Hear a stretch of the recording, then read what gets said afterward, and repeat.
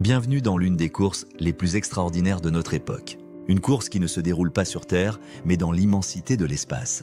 Une course où les enjeux dépassent l'imagination, où les prix à remporter se chiffrent en milliards, voire en trillions de dollars. Et où les participants rêvent de révolutionner l'économie mondiale en extrayant des richesses venues d'ailleurs. Aujourd'hui, nous plongeons dans l'univers fascinant de l'exploitation minière des astéroïdes, cette industrie naissante qui promet de transformer notre rapport aux ressources naturelles. Imaginez un seul rocher spatial de 1000 km de diamètre contenant plus de fer et de nickel que l'humanité n'en a produit en toute son histoire. Imaginez l'astéroïde Psyché 16, un monstre métallique qui contiendrait l'équivalent de 700 quintillions de dollars d'or, assez pour donner 93 milliards de dollars à chaque habitant de la planète. Ces chiffres semblent sortis d'un film de science-fiction, mais ils reposent sur des analyses scientifiques sérieuses. Et ils expliquent pourquoi tant d'entrepreneurs, d'investisseurs milliardaires et d'agences spatiales se lancent dans cette aventure. La course a officiellement commencé il y a plus d'une décennie. En 2012, une entreprise audacieuse appelée Planetary Resources fait sensation en annonçant ses ambitions d'exploiter les astéroïdes. Fondée par Peter Diamandis, célèbre pour le prix X-Prize, et Eric Anderson, ancien dirigeant de Space Adventures, l'entreprise attire immédiatement l'attention. Et pour cause, parmi ses investisseurs figurent des noms prestigieux comme Larry Page et Eric Schmidt de Google, ainsi que le réalisateur James Cameron. En quelques années, Planetary Resources lève 50 millions de dollars et développe la technologie ARKID, une série de petits télescopes spatiaux destinés à identifier les astéroïdes les plus prometteurs. L'année suivante, en 2013, la concurrence s'intensifie avec l'apparition de Deep Space Industries. Fondée par David Gump et Rick Tomlinson, cette entreprise adopte une approche différente mais tout aussi ambitieuse. Plutôt que de se concentrer uniquement sur l'identification des cibles, Deep Space Industries développe des technologies de propulsion révolutionnaires, notamment des moteurs fonctionnant à l'eau. L'idée est brillante. Utiliser l'eau extraite des astéroïdes comme carburant pour alimenter les futures missions spatiales. Salut à toi! Si cette exploration de l'espace et de ses trésors cachés te passionne autant que moi, pense à t'abonner à l'œil d'Orion. C'est gratuit, ça prend 2 secondes et ça m'aide énormément à continuer à t'emmener aux confins de l'univers. Mais revenons à notre course spatiale. Au-delà de ces 2 pionniers américains, d'autres acteurs émergent aux 4 coins du globe. Au Royaume-Uni, un jeune entrepreneur de 23 ans nommé Mitch Hunter Scullion fonde Asteroid Mining Corporation en 2016. Avec l'audace de la jeunesse, il annonce vouloir faire de son pays le leader européen de l'exploitation minière spatiale, ravivant l'esprit des grands explorateurs britanniques. Son objectif ? Lancer le premier satellite d'observation d'ici 2020 et commencer l'extraction de platine, de cuivre, de zinc et d'or dans la décennie suivante. Pendant ce temps, l'Europe ne reste pas inactive.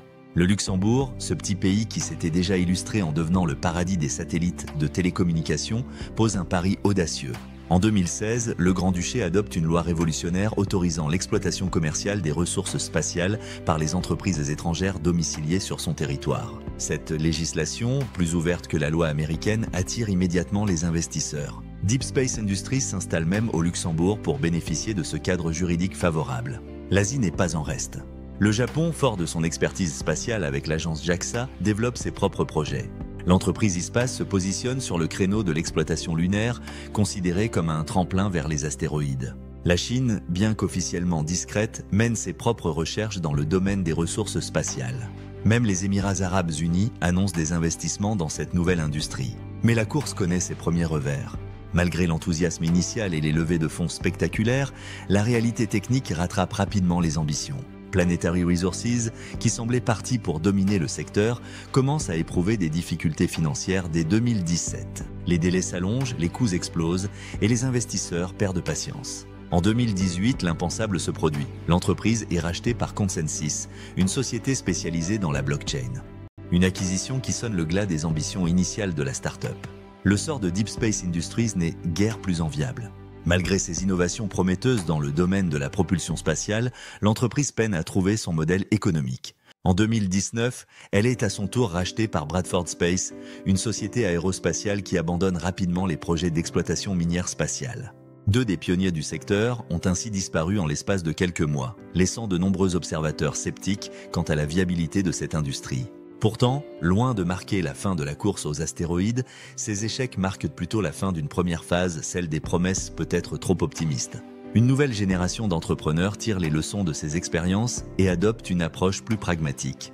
Astroforge, fondée en 2022 par Matthew Dialich et José Akain, incarne parfaitement cette nouvelle philosophie. Basée en Californie, l'entreprise se concentre sur les métaux du groupe du platine, un marché existant et lucratif sur Terre. Astroforge a récemment levé 40 millions de dollars et prépare sa deuxième mission spatiale, baptisée Odin. L'objectif est d'observer un astéroïde métallique à distance, avant de planifier un atterrissage en 2026. L'entreprise a déjà tenté une première mission en avril 2023, mais a rencontré des difficultés de communication avec son satellite. Néanmoins, les leçons tirées de cet échec alimentent les développements de la mission suivante. Ce qui distingue Astroforge de ses prédécesseurs, c'est son réalisme économique. Plutôt que de promettre de révolutionner l'économie mondiale du jour au lendemain, l'entreprise vise un marché spécifique, les métaux du groupe du platine, utilisés notamment dans l'industrie automobile pour les pots catalytiques. Le marché terrestre de ces métaux représente déjà plusieurs milliards de dollars, et une petite augmentation de l'offre pourrait générer des profits substantiels sans effondrer les prix. Parallèlement, d'autres acteurs développent des approches complémentaires.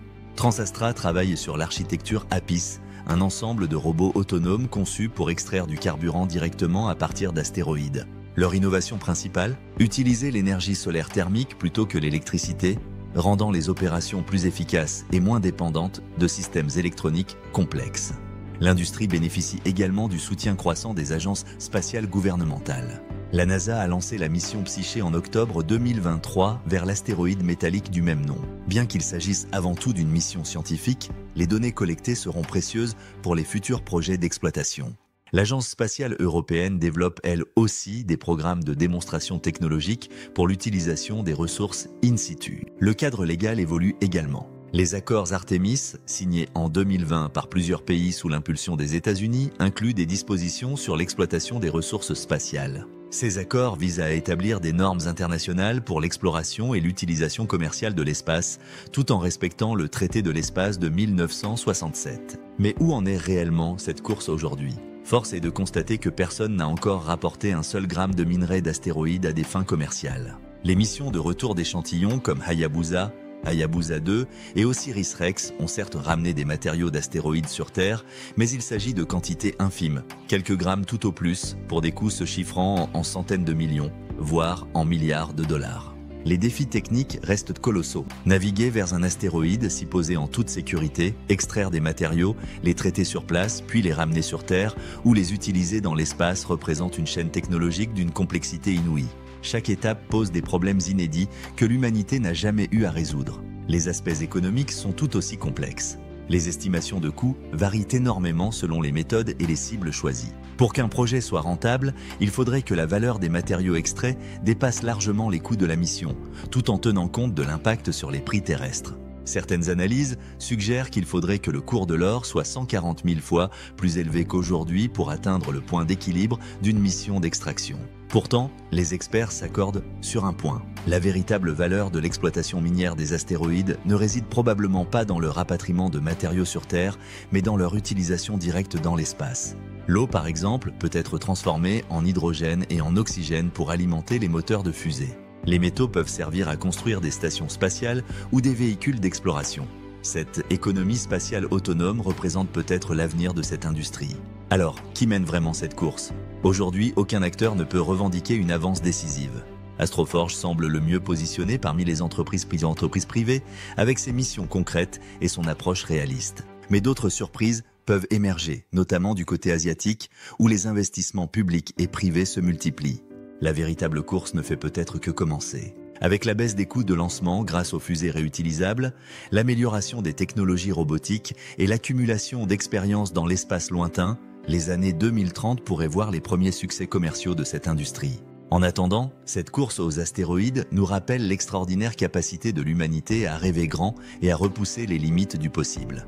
Qu'elle aboutisse ou non dans les décennies à venir, elle aura déjà permis de développer des technologies révolutionnaires et d'ouvrir de nouveaux horizons pour l'exploration spatiale.